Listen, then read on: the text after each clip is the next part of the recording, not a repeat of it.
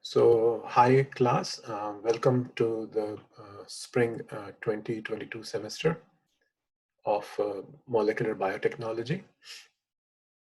And today is the first class. So generally, I try to go over the syllabus in detail in the first class, so that things are clear to students from day one.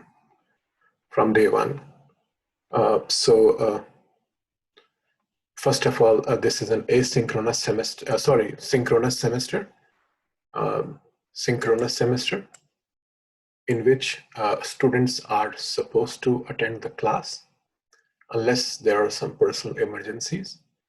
So, yeah, and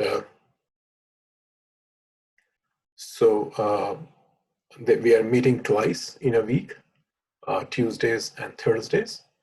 And both the days, the class starts at 4:55 p.m. and ends at around 6:10 p.m. Briefly, my name is Shiraz Mujtaba. I'm a professor in the Department of Biology.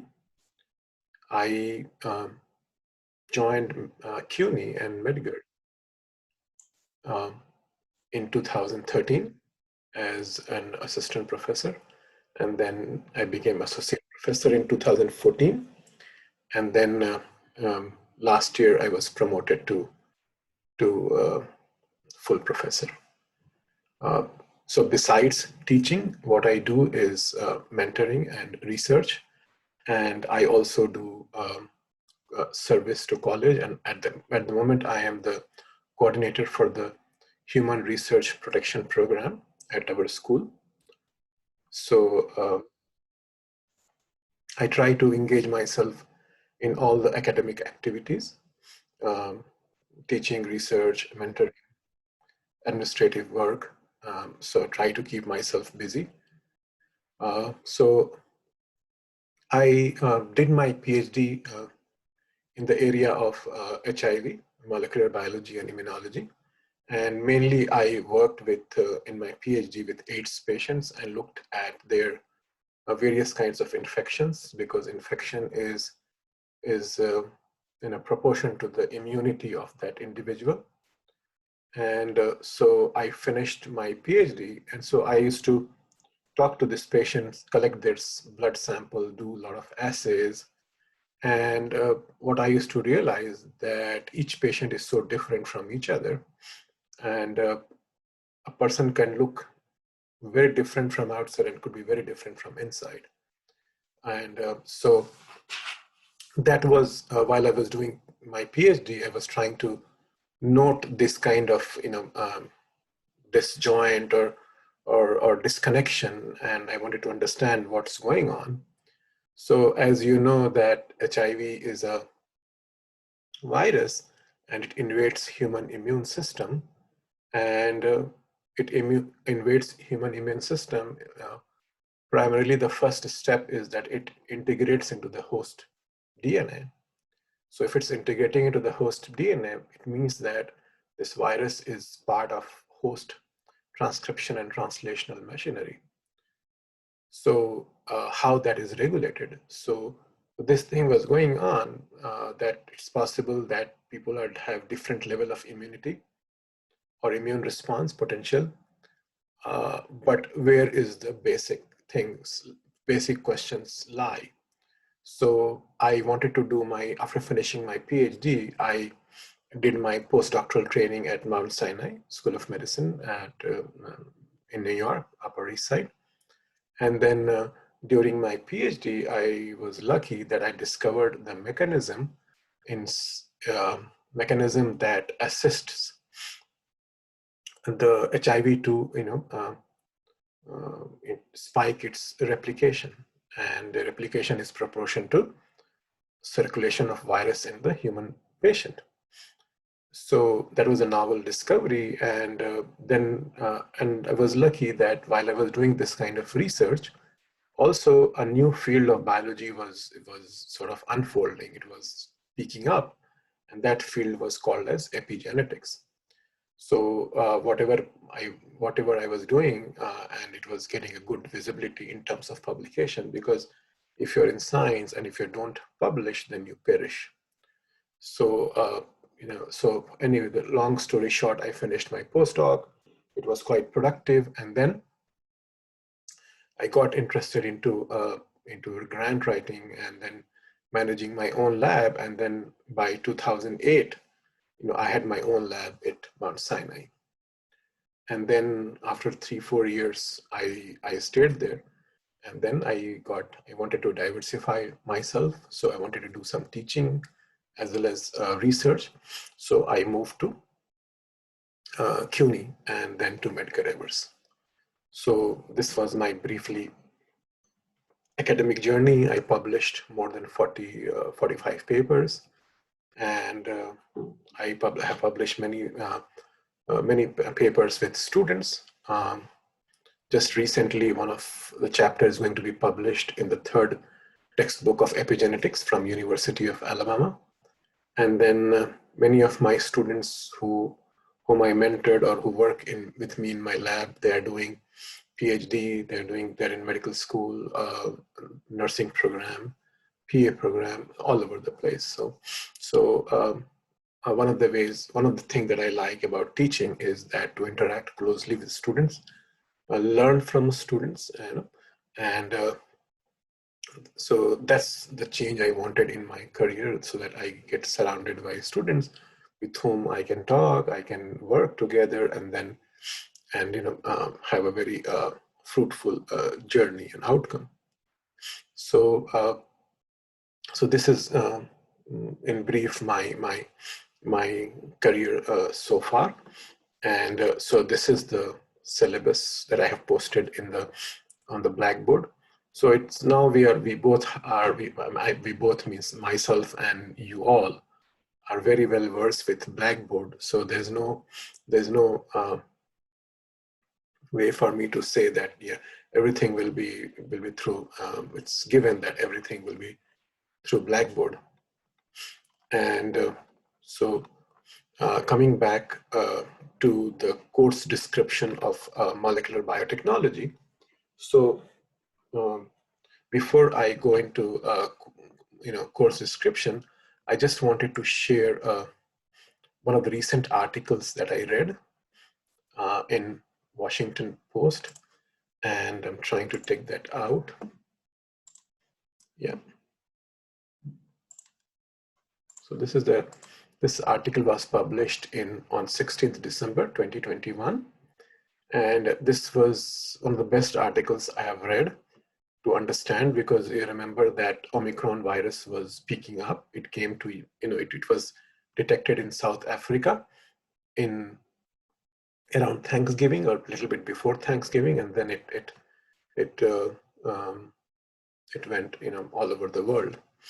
So now the COVID infection started with the beta strand, with the beta type of virus, and then that was in May 2020, and then it was alpha virus. Then from India, Delta virus came up. Then there was Gamma, and then you have Omicron from. So within 6 months in 2020 and almost 1 year, in 18 months, you had 1, 2, 3, 4, 5 variants of COVID-19, right? And mutation is to describe simply the change in the sequence of nucleotides. But in virus, it happens under some kind of pressure. It could be vaccine, it could be immunity. And most likely it is going to be immunity, because you go back to the basic, that survival of the fittest. So maybe virus to evade immune system, it needs to mutate. So in this class, we will study about how to sequence a genome, how to sequence a DNA, and same could be applied to RNA, right? So, so going back to the syllabus of molecular biotechnology. So this,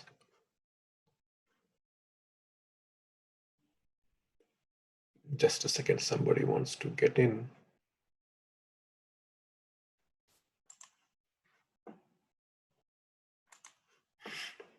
Yeah. So coming back to the syllabus.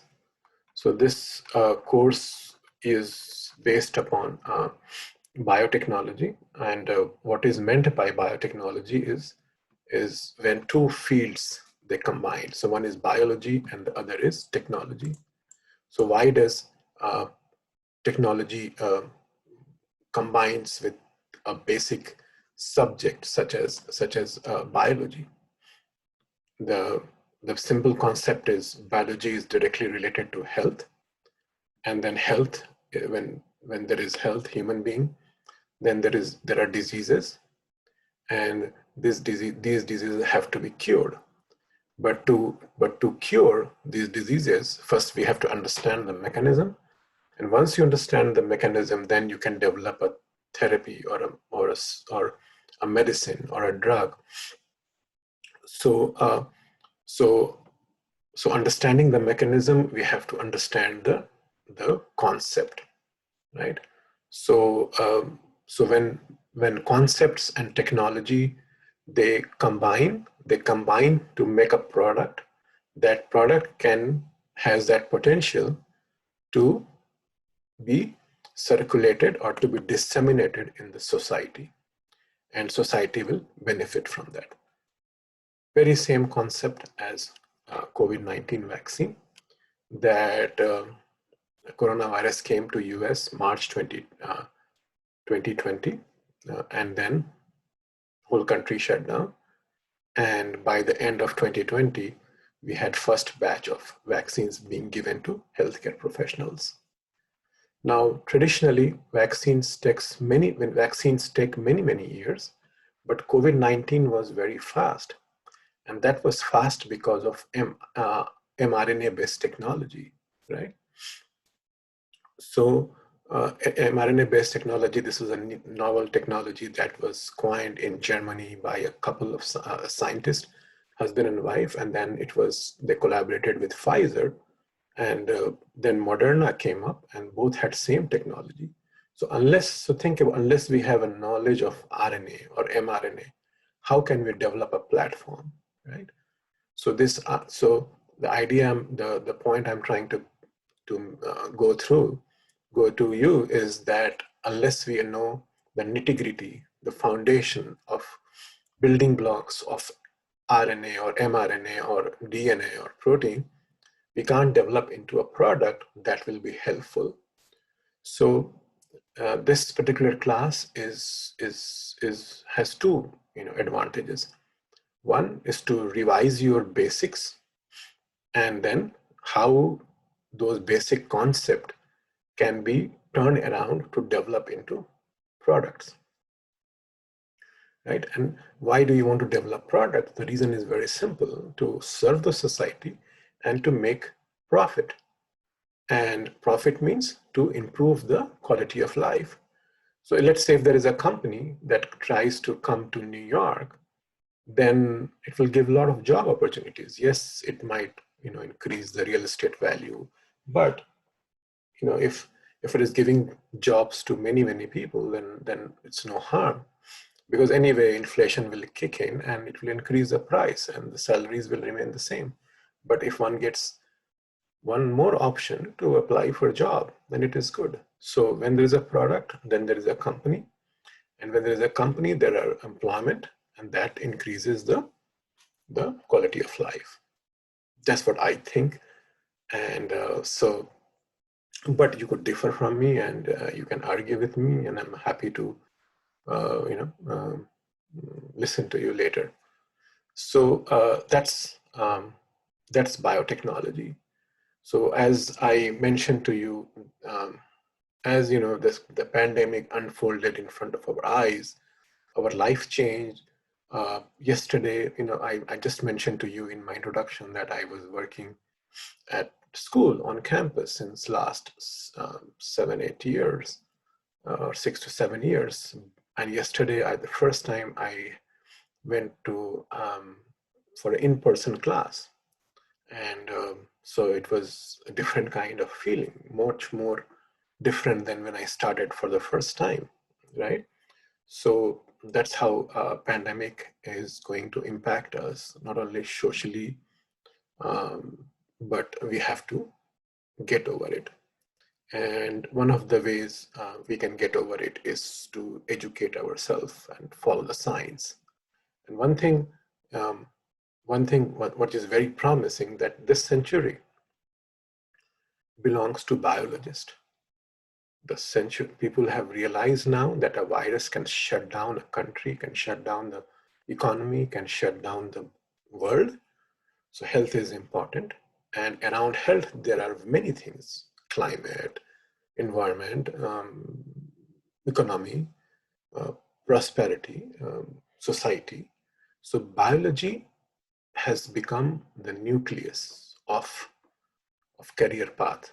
I'm repeating to you that you are best positioned to keep an eye on best opportunity. Now, biology, I do not mean that just Bio 201 or Bio 202 or Bio 472. I mean that biology is unfolding, into many things. It could be nursing. It's going to be a very the jobs are going to open. New hospitals with different kind of design now, because think about the pressure of COVID on hospitals, then doctors to research, to do fast, to put things on internet as soon as possible. The physicians, they have to look at different mode of treatments, and so this is going to be very good opportunity. I'm not saying in terms of saying that COVID-19 happened for good. That's not but I'm talking very realistically, because we all are a student of biology, and one thing is that people need to take care of their health.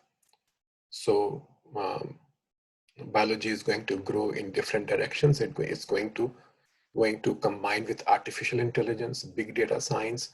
It is going to be it's going to marry psychology, sociology, everything, because of this pandemic.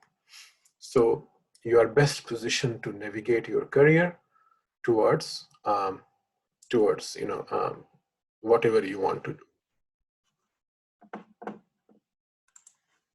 And hopefully in this course, we will have a good time to analyze various challenges, and what could be the potential routes.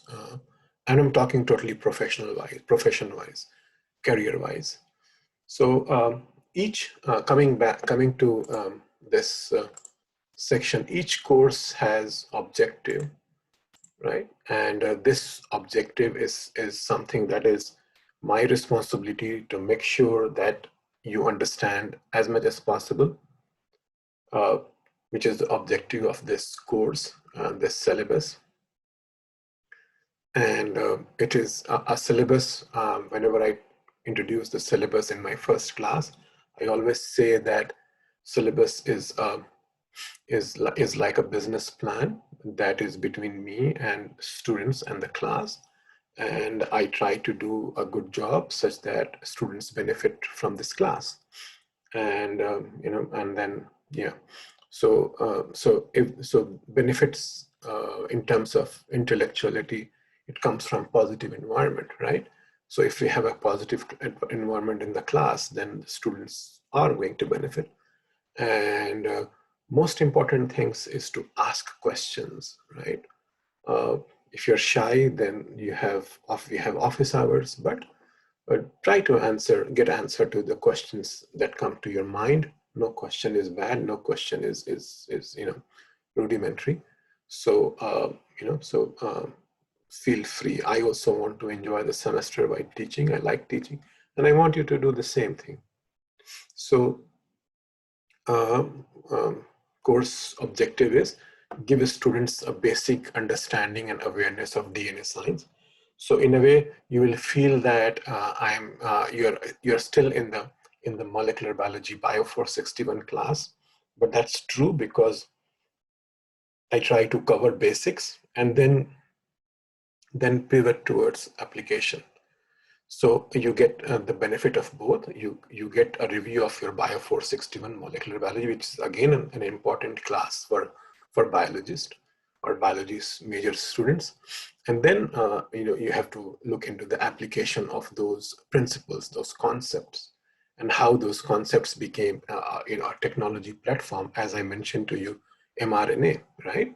mRNA is right now just I think it's today's news that Moderna or Pfizer, they have made a novel anti-HIV vaccine. And I don't know, I have to read more. So cancers, they're going to uh, go after making cancer vaccines because cancer is related to immunity also. So they'll try to make some cancer vaccines using mRNA technology or platform, and we see how it happens. Even if 10% of the patients get better, it's a big deal for cancer patients. So mRNA will learn more about RNA and how RNA is manipulated to make enzyme or to make vaccines platform. So we'll go into that. Prepare a student's background for advanced studies in biotechnology discipline. So that's the goal. As I mentioned to you, that you benefit from the review of Bio461 as well as how you can apply, right? In this time, you have to keep, we have to think how to apply our knowledge. If you are a nurse and you have a biology background, then you're sitting in a hospital, maybe you're alone and there's a crisis, then you have to face it and then you have to stand up for it. So you can always tackle these kind of challenges if your degree is strong, if your knowledge is strong. For example, when I think the first class that I taught, this biotechnology class in 2014, so I was talking about an enzyme that I isolated from a fungus, algae from blue-green algae, and it had an enzyme that could modify histones. And now those kind of drugs are coming into reality. So why? Because people are looking for alternative paths. The old medicines may not work. The antibiotics are going to be exhausted. People are going to develop antibiotic resistance sooner or later. Same bacteria mutating under immune pressure, same antibiotic, people will become resistant to antibiotics. So we need new path for new generation of medicines against various kinds of diseases. Provide students with training for professional career and in biotechnology sector. So that's obvious. I have stated in my introduction, and that's what I'm trying to tell you still. And so what students will learn? Students will acquire the understanding of historical development of molecular biotechnology and its revolution. So let's talk about the history. So, everybody has a different take on the history. And as far as biotechnology is concerned, my take is uh, that when human civilization settled down intentionally, that okay, we have, our family is growing, we have more responsibilities. What is the point of going from one place to another place? Let's settle down. Then the human civilization at that point of time settled down near the bank of rivers because water was available, and then they chose agriculture as profession, right? Because where else to go for food? Because now they're not locating from one place to another, but they're stationary, looking, staying at a very specified geographical location. Then once human civilization settled down, then they had no choice but to start agriculture. Then when people are doing agriculture, they come in close contact with soil, and soil has a lot of bacteria. And then as a necessity, they started having cows, goats, cats, dogs, horses, and then again, animal to human transmission of virus. So from soil to animal, animal to human, and that's, I believe, is still the story. The path is same. Look at COVID-19. Maybe it came from animal meat, or from an animal got from bat. So still those concepts are evolving, that how exactly animal to human transmission happened for COVID-19, because before 2020, or late 19, there was no COVID-19. So that's how things evolve, right? And it's going to evolve because you can feel that the climate is changing, the environment is changing, and we have changed also. Our eating habits have changed. We no more take organic food. We no more take, so we are dependent upon frozen food or preserved food or cans. So things are changing. We are dependent upon 5Gs, 4Gs. So it's going to impact us. How? We don't know. So we are rising, we are riding the crest of technology, and we don't know the consequences. So we are going to face consequence as we flow with time. And so only way that we can protect ourselves is through knowledge. And health is again the central piece of all this, because if human society is not healthy, then it's not going to innovate, not going to stand to the pressure of environment, infections, and all those things. So, so that's the brief history, and I'll keep coming back to it as we cruise along this course. The second is you will get advanced knowledge how to manipulate nucleic acid, right? So recombinant DNA technology, or mRNA platform, or proteomics, where proteins are very important part of our cells, body, and proteins are going to be a major therapeutic players in future. So we'll see how to manipulate these biomolecules. And one of the most historical thing is that scientists could successfully do manipulate genetic elements is through using bacteria. You must have done experiments in molecular biology or how to transform a bacteria.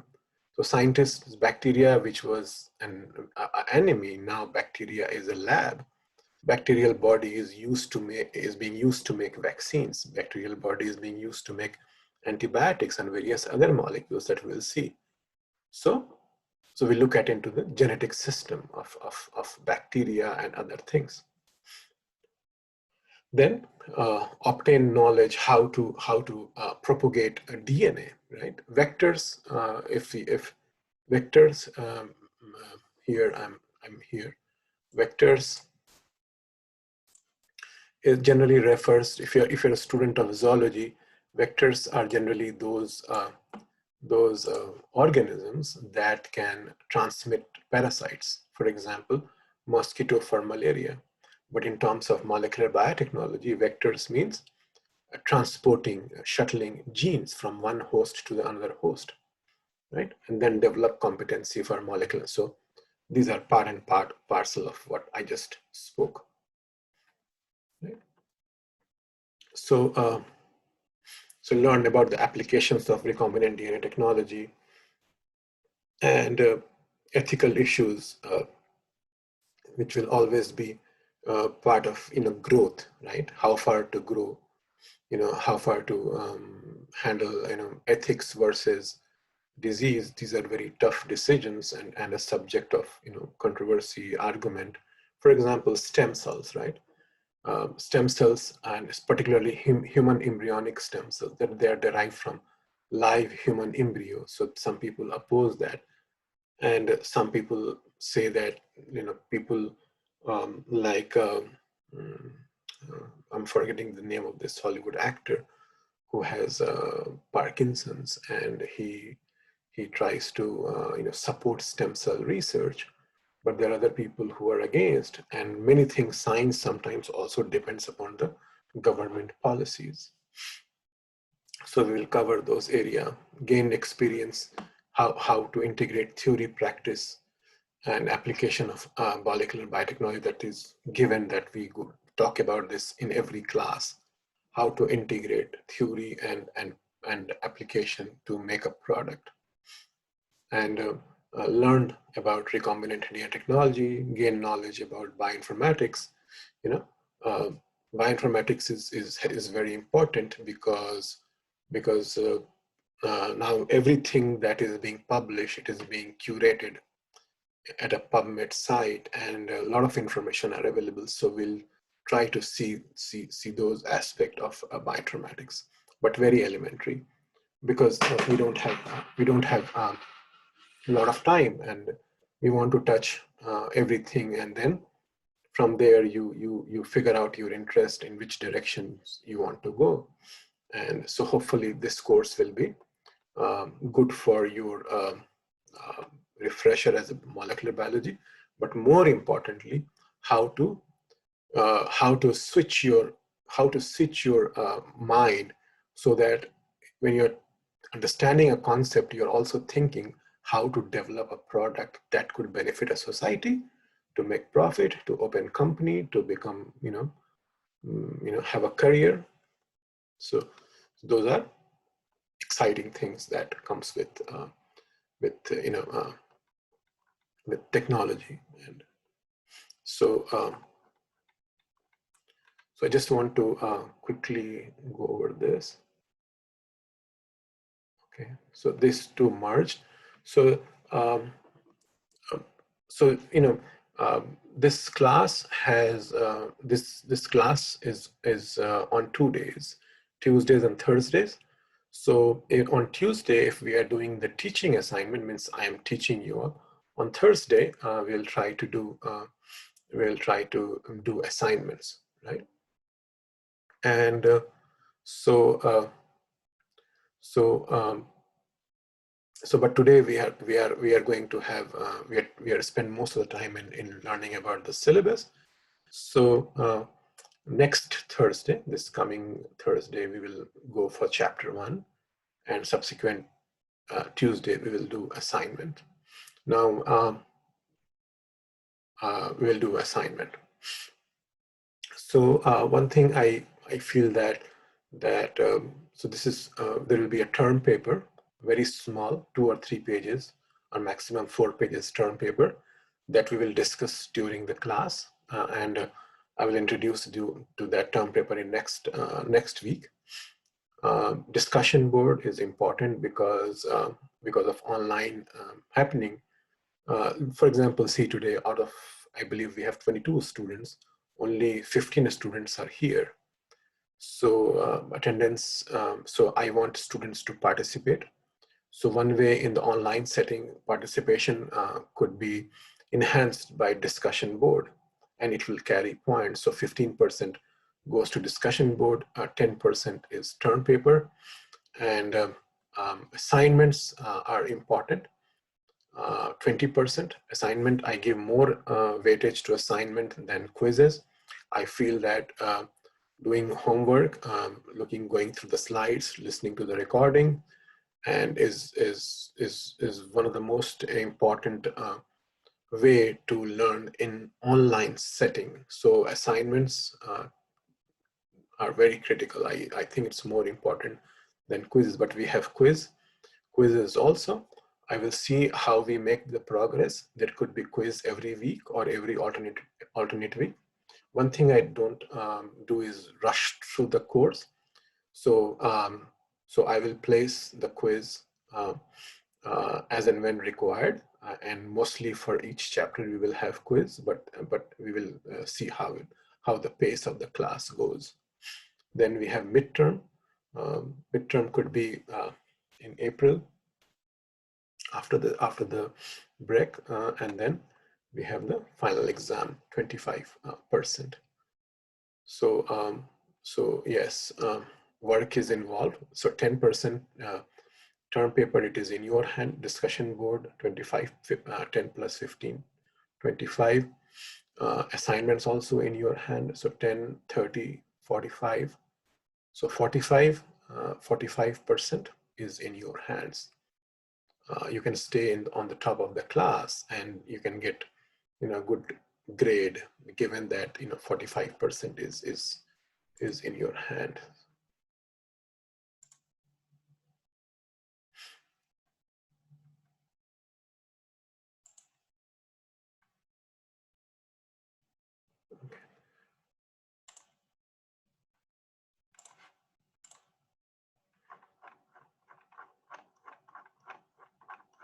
Now let's go into the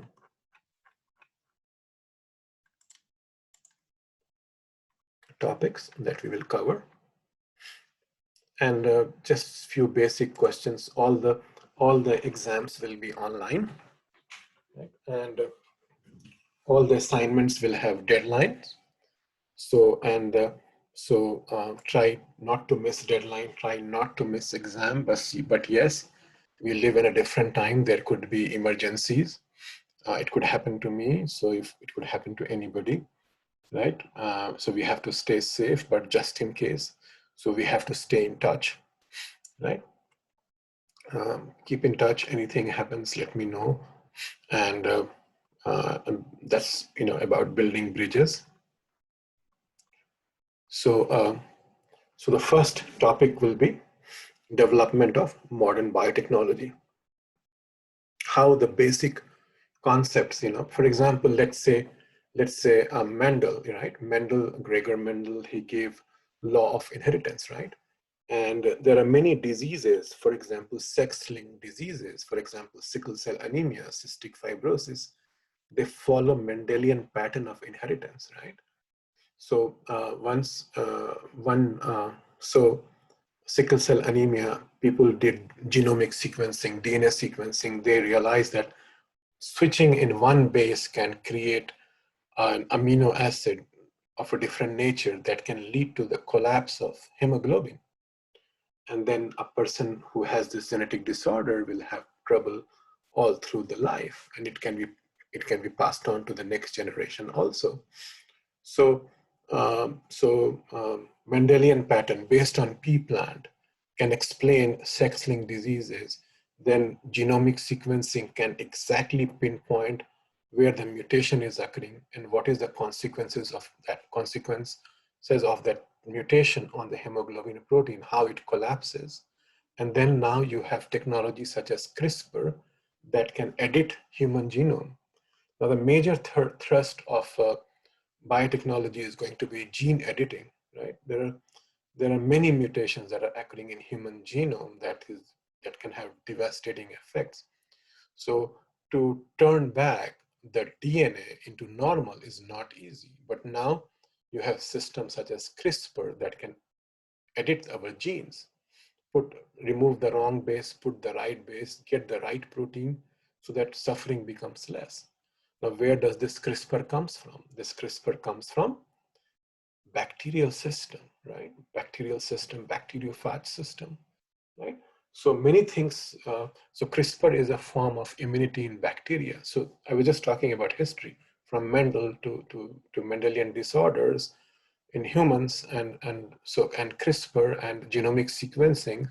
So, there's a history to everything that we are going to learn.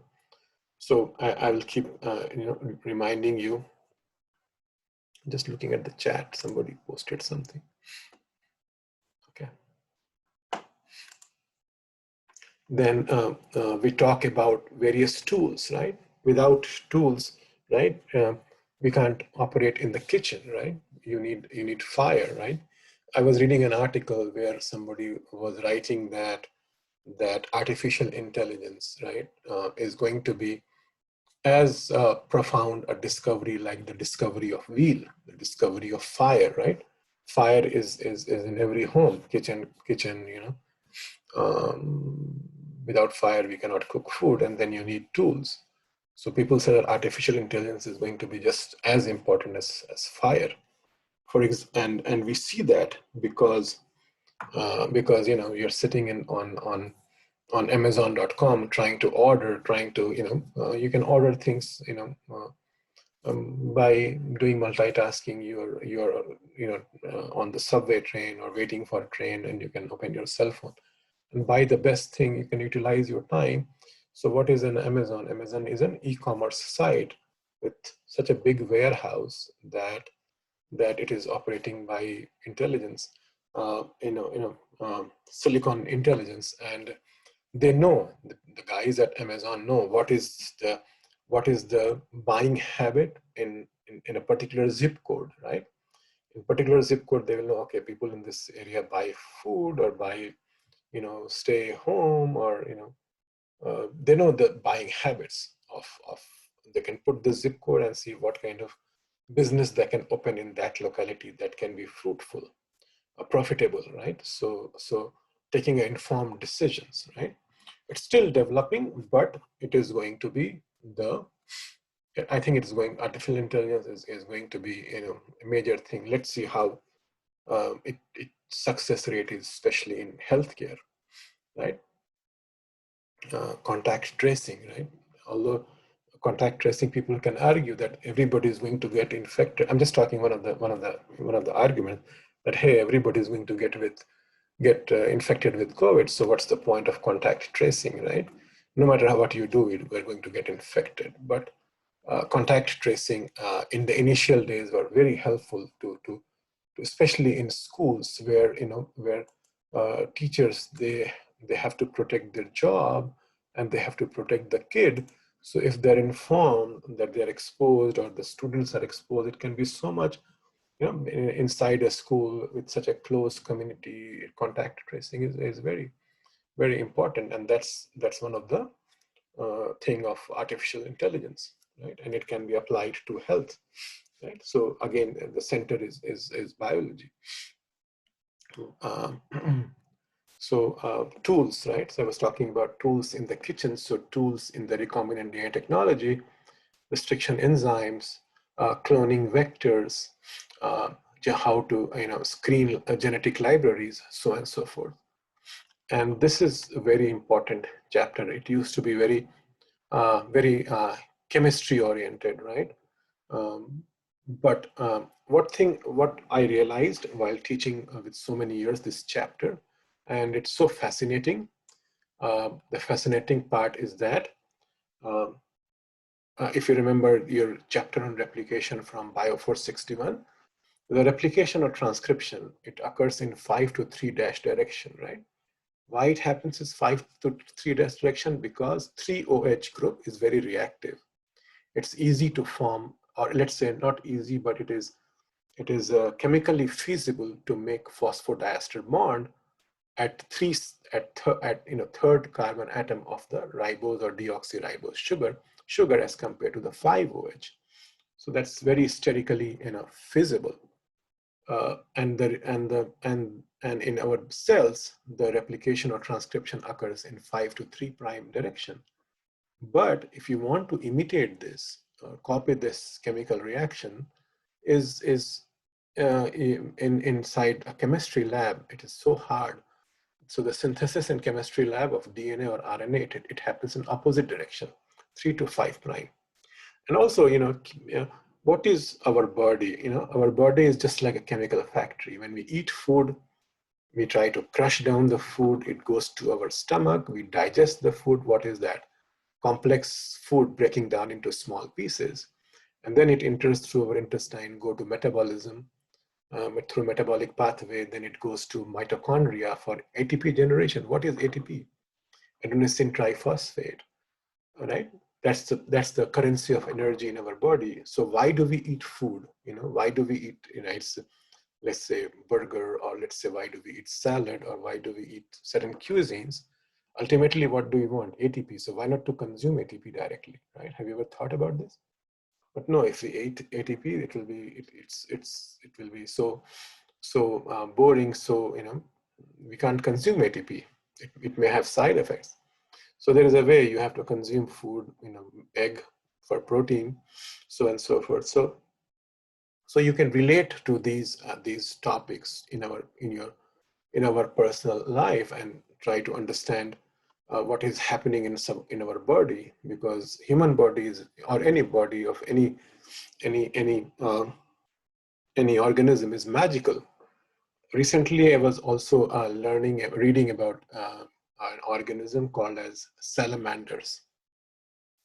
Salamanders is I'll go into more detail, but I'll just say quickly that salamanders, they have a huge DNA, huge genome DNA, much more than human beings. So if somebody has more DNA, right? So of course you'll think that based upon central dogma, DNA will make RNA, RNA will make proteins. So they should be more powerful, they should be more active, right? But this is one of the most slowest moving organism on planet Earth, salamanders. So the genome size doesn't really contribute to intelligence or activity. Now, what scientists noted that, okay, this is a very, so these salamanders, they have they don't have upper jaw. They have only ill-developed or, not well-developed gills to breathe, and they are mainly stationary, sitting at one place. And they will only try to get food when some flies or some insects come really close to them.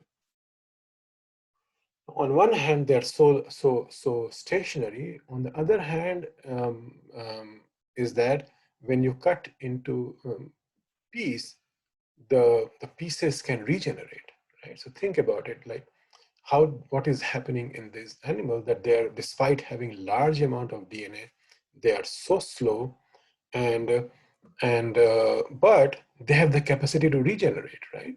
Think about it. If there are many of us, in an unfortunate accident, we we lose our arm, or meet accidents, damage to brain, stroke. What if our brain starts regenerating, right? In case of sickness, in case of stroke, in heart attack, right?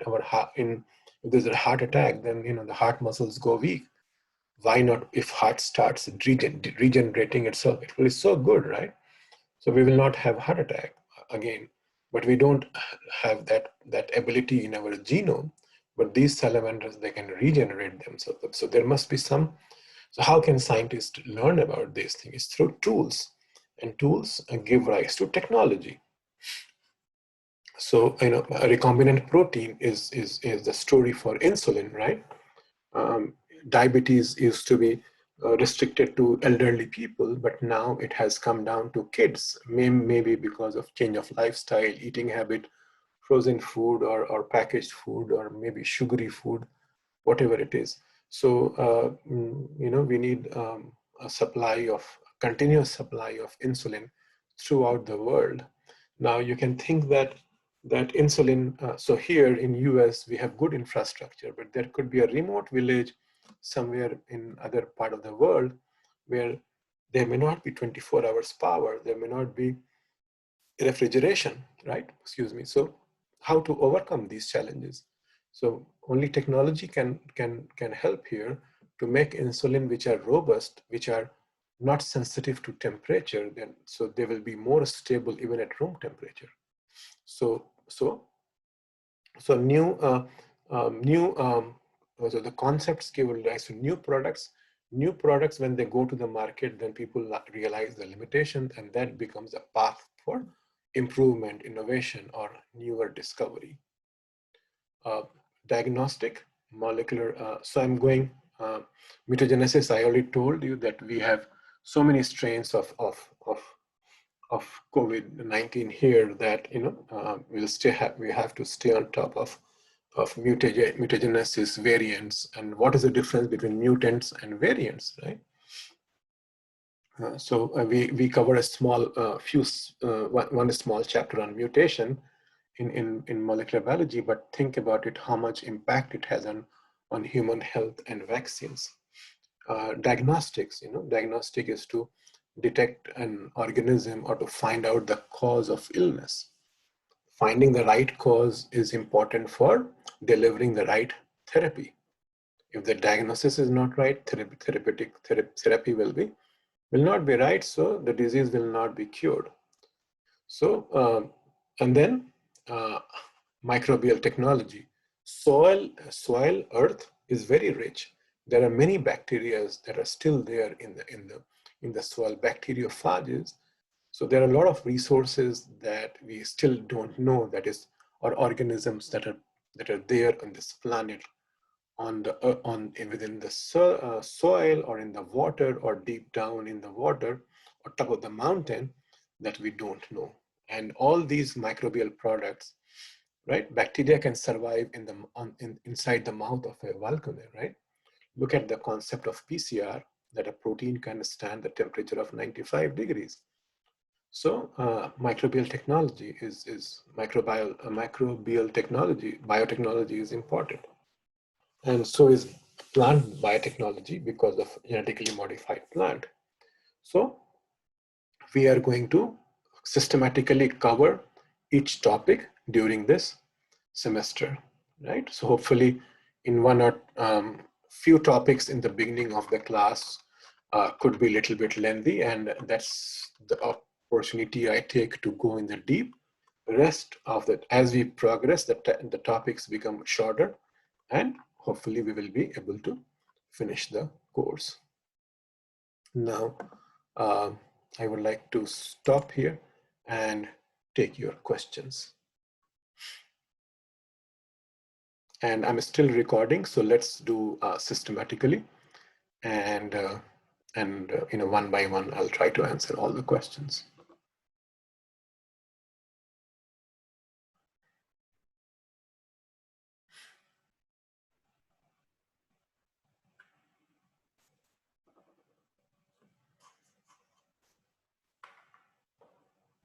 Professor, will you set a date for the quizzes, or it will be just a pop-up quiz? No date. Everything will be announced. No surprises. Unless you want some surprise. No, thank you. Welcome. I like to give time for preparation, because there's no point in surprise. I don't see anything. And what about the term paper? Term paper, it will be on the day of final exam. But it's not a typical term paper where I give a topic to you and you do research. We will go over this term paper every week or alternate week, so you are in best shape.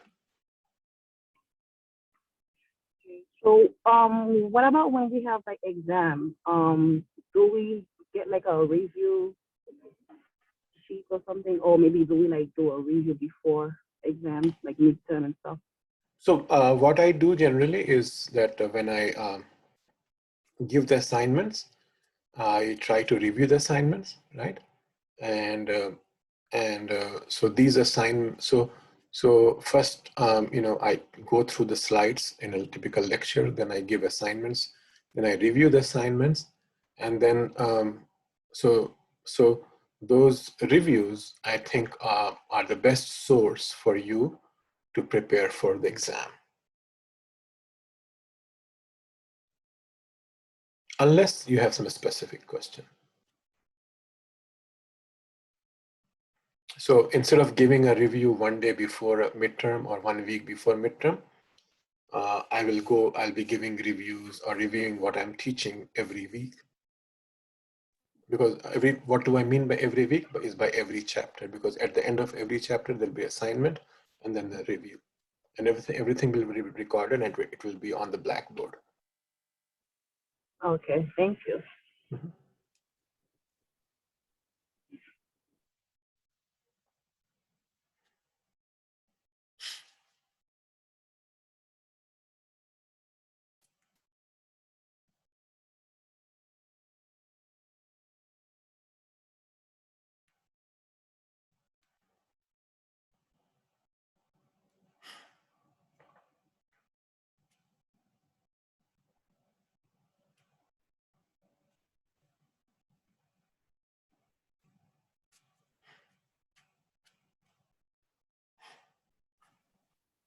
Professor, Mm-hmm.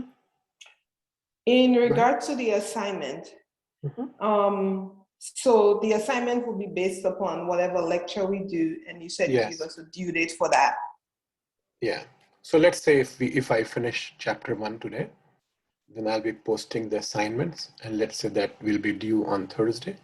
And on Thursday, you will be able to submit by class time, and then I can review. Because I don't want to review before you submit the assignment, right? It will be of no use. Okay. And then if people who don't submit, they will lose points.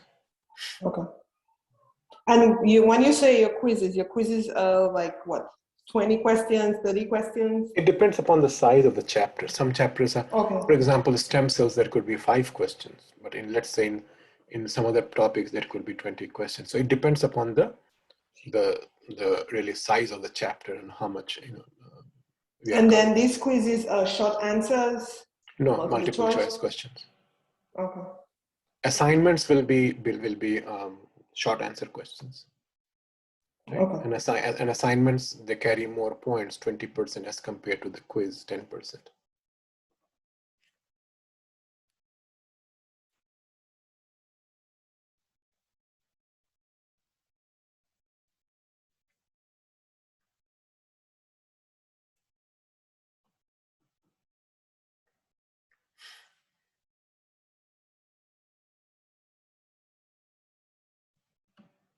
So do the assignment on the discussion board. It's very important.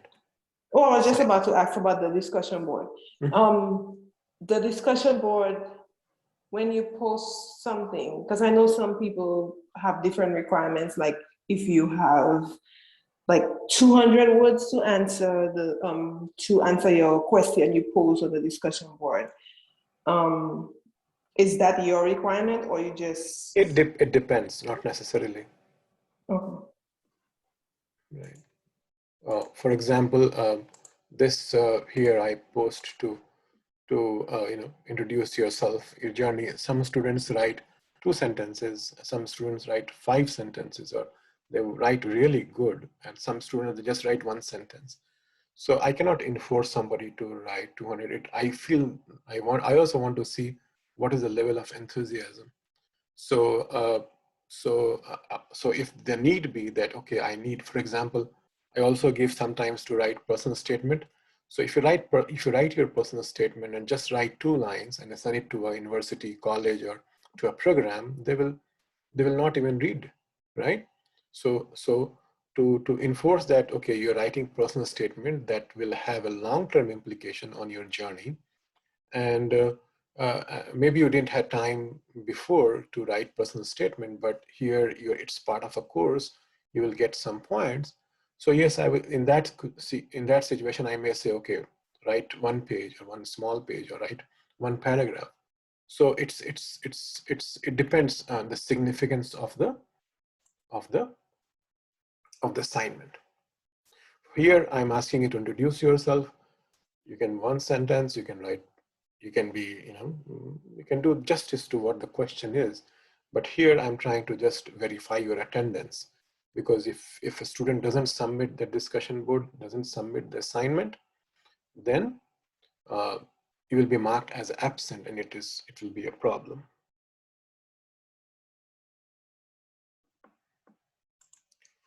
So just give me 1 second. Yeah, if you have questions, then please ask. But while I'm talking, listening to you, I'm trying to do something also.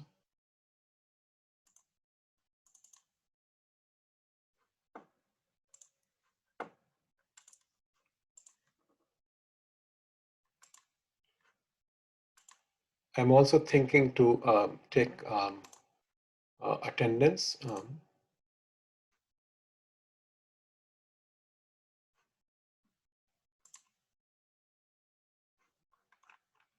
So just give me 1 second.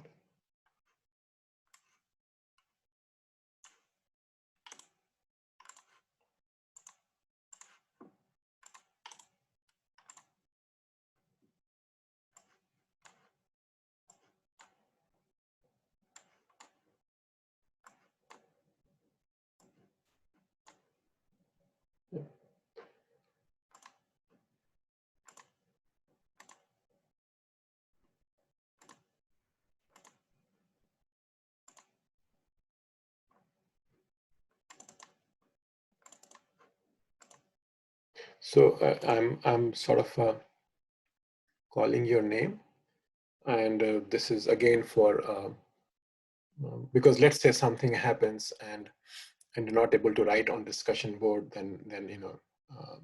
So I have just for my record. So I'm calling the attendance. Kaila Aditji. Kaila Aditji, are you present? Hello? Okay.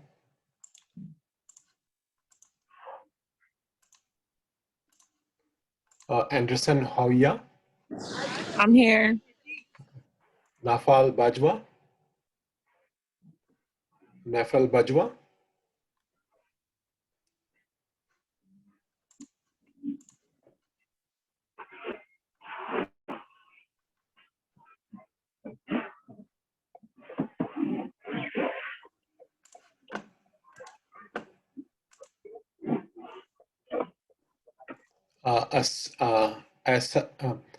Asata Bazoum. Here. Sangin Brunard. I'm here, Professor. Rimsha Chaudhary. I'm here, Professor. Kiara Donald. Here, Professor. Dyer Morrison Sandra. Foster Tia. Here. King McFerney Lakisha. Kumar Munish. I'm here, Professor. Okay. Lawrence Shameka.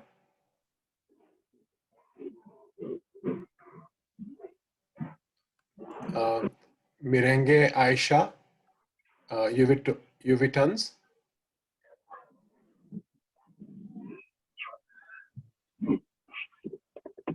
Nakshumov Yale.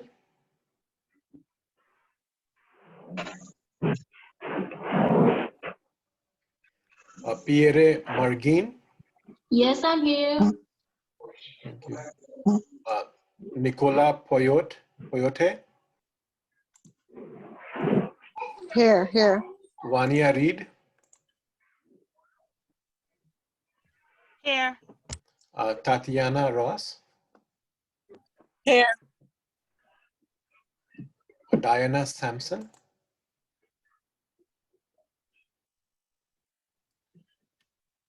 Sufrand Ruma Sari.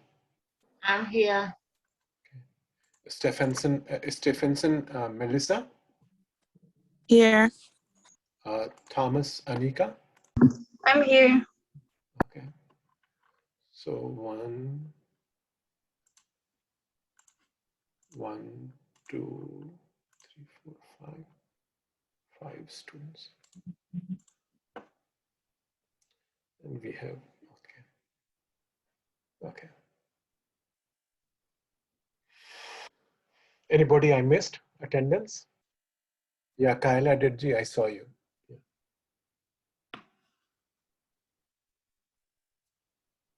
So if there are no questions, then can I end this meeting?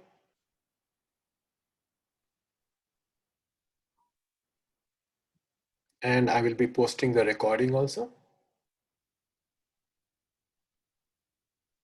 So see you on Thursday. Until then, stay safe and enjoy. Stay safe and enjoy. Thank All right? you. Bye. Welcome. Thank Bye. you. Good night. Bye. Thank you. Bye.